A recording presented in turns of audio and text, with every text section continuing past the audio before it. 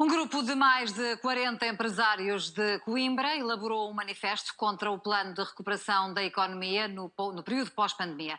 Os empresários lembram que cidades médias como Coimbra têm condições únicas para participar na retoma do país e queixam-se das propostas estarem demasiado concentradas nas cidades de Lisboa e do Porto. Depois de analisado o plano de recuperação económica pós-pandemia apresentado no mês passado por António Costa Silva, um grupo de empresários da região de Coimbra decidiu lançar uma proposta que chama a atenção para a importância que as cidades médias têm na retoma económica do país. Este plano, com todas as suas qualidades, podia pecar, mais uma vez, por estar um pouco focado nos grandes polos do país, isto é, em Lisboa e no Porto. No nosso entender, hoje os planos de desenvolvimento estratégicos não podem passar apenas por um polo. Não é ali que se juntam todo o conhecimento, não é ali que se vai juntar todas as hipóteses de criação de valor, todas as ferramentas de inovação. Elas hoje estão espalhadas pelos territórios e, particularmente em Portugal, estão espalhadas por várias cidades, inclusivamente por Coimbra. Subscrito por 42 empresários da região, o documento garante que Coimbra tem condições únicas para participar do esforço nacional de relançamento económico. O que nós temos essencialmente mais forte para oferecer é conhecimento. E hoje o conhecimento é a geração de valor, é a criação de valor, é a retenção de talentos, é a atração de talentos. E tudo isso nós temos em Coimbra. Temos alguns projetos âncoras na cidade, quer do ponto de vista tecnológico, quer do ponto de vista científico, quer do ponto de vista da saúde, que são muito importantes na criação de emprego altamente qualificado, emprego diferenciado. No documento já tornado público são apresentadas um total de 15 medidas que abrangem várias áreas de interesse social, desde o investimento na saúde até à implementação do eixo ferroviário de alta velocidade, passando também pela proposta de criação de incentivos à indústria e valorização do setor primário da economia local. O empresário Nuno Freitas é o coordenador deste manifesto e é nosso convidado esta noite. Nuno, boa noite. Obrigada por estar aqui nos estúdios da TV 24. Uma das 15 grandes propostas que são apresentadas neste manifesto tem a ver com a criação de uma área metropolitana de Coimbra. Certo. O que é que isso vem acrescentar ao contributo que se pode dar neste período, que a cidade de Coimbra pode dar neste período difícil que vai ser recuperar desta crise que estamos a viver? Todos estamos a viver por igual, eu diria, em todo o país, uma crise sem precedentes. E nós estamos perfeitamente solidários com o diagnóstico feito pelo engenheiro António Costa Silva. Uma recessão económica fortíssima que se abateu sobre o todo nacional, não poupou as ilhas, não poupou qualquer região do continente, também não poupou Coimbra. Nós tivemos uma perda já significativa, ao momento de cerca de 25% dos desempregados só na região de Coimbra. E, portanto, é evidente que estamos a destruir empregos. Socialmente é um fardo enorme que vamos ter que olhar e prever como podemos reagir. Aquilo que vimos dizer é que há uma visão que o engenheiro António Costa Silva avança no seu diagnóstico, que é, digamos, uma ideia de duas macro-regiões. Está lá bem explícito. Lisboa e Porto. As duas áreas metropolitanas, e nós tentamos introduzir aqui este fator de diferenciação, dizer, bom, olha, há aqui uma comunidade, tem cerca de 500 mil de pessoas, já agrega 19 municípios, Coimbra ainda é a cidade mais populosa da região centro, temos o potencial para reequilibrar, e era agora estrategicamente, nestes 10 anos, 2020, 2030, que poderíamos reequilibrar o país de forma mais justa. A região centro ainda é, no comparativo europeu, uma das regiões mais pobres da União Europeia. O seu PIB per capita por pessoa é, de facto, dos mais baixos da União Europeia. E comparamos com países como a Bulgária e como alguns dos países de leste.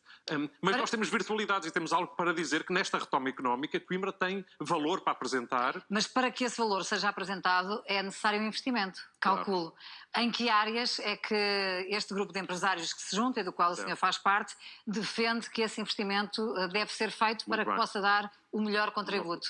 O investimento tem que ser, obviamente, tanto público como privado. Do lado público, parece-nos que a aposta na ferrovia, que está expressa no documento, portanto, o documento tem vários elementos pelos quais nós concordamos, mas a aposta na alta velocidade, na ligação Lisboa-Coimbra-Porto, já estudada e que pode ir para o terreno a curto prazo, é fundamental. Nós precisamos de uma ligação aeroportuária. O aeroporto Francisco Sá Carneiro, no Porto, se estiver a 50 minutos de Coimbra, resolve grande parte dos nossos problemas económicos. Nós precisamos de ligações ferroviárias, por exemplo, ao Porto da Figueira da Foz, temos uma relação regional e temos um conjunto de parques empresariais, soluções logísticas, que podem aumentar o fluxo de mercadorias. Portanto, nós temos também uma indústria, de facto, já aqui falada, do conhecimento. Temos, talvez, centros de referência, falámos aqui do caso da saúde, nas tecnologias da informação, no espaço. Curiosamente, temos 30 empresas incubadas no IPN, consideradas uma das melhores incubadoras científicas a nível mundial, e temos empresas só em projetos com a Agência Europeia, a Agência Espacial Europeia.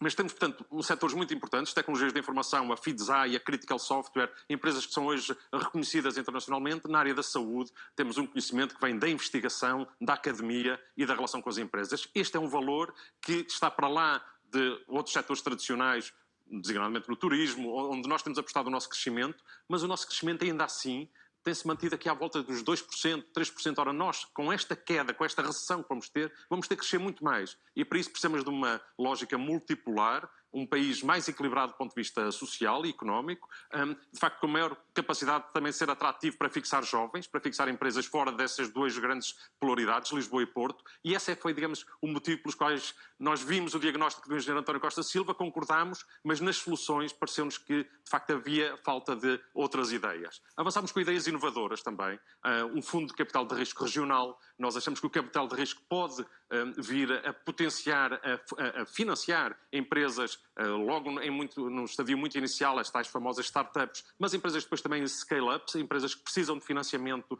para chegar a negócio internacional. Nós temos na área da saúde projetos importantíssimos em Coimbra. Um dos mais conhecidos é o projeto do Instituto de Ciências Nucleares aplicadas à saúde. É uma das novas áreas, a área da oncologia, é uma das áreas, também como a do envelhecimento. São duas áreas estratégicas para Coimbra, onde nós temos imensos investigadores, um know-how único que queremos colocar à disposição do país.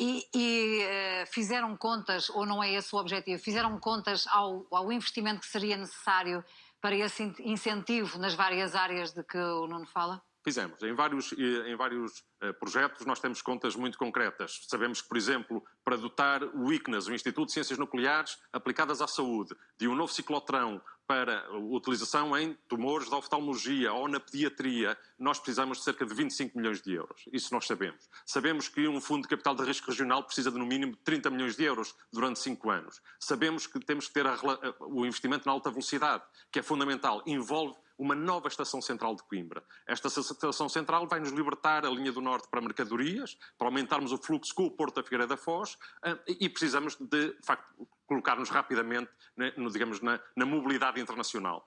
Tudo isso são projetos, obviamente, a alta velocidade está estimada, na altura foi estimada pela RAV.